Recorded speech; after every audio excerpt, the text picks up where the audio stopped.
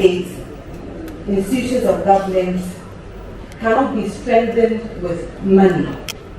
What it means is that the first step to strengthening our institutions is integrity and ethical leadership.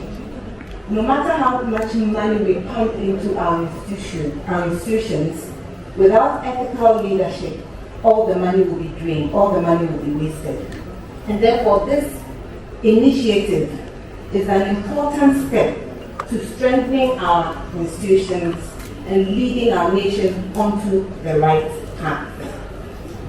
Because without initiatives such as these, resources will be wasted, there will be corruption, there will be mismanagement, and we'll see all our institutions again slumbering.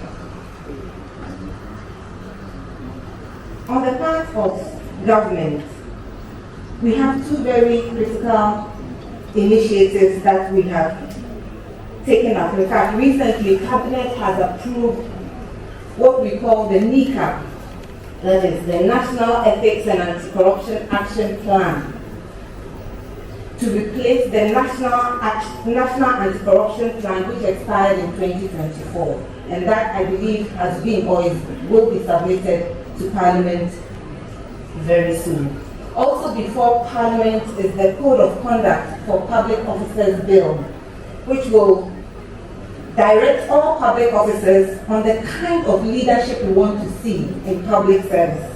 And there will be consequences for those who flout the law. And I believe that very soon Parliament will deal with these two very important initiatives.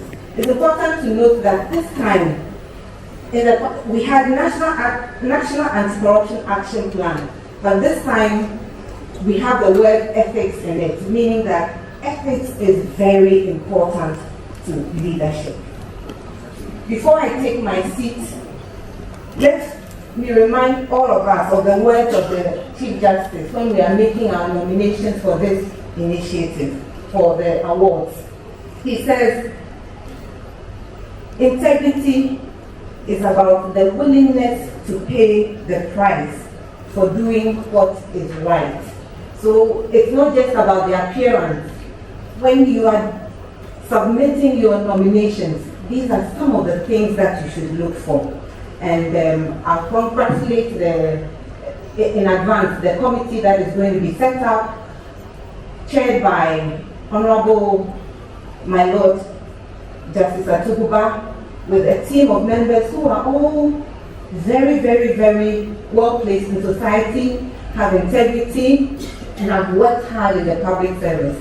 So I know that they are going to do a good job when it comes to these nominations. Once again, congratulations, Mr. Speaker, and your team for this very important initiative.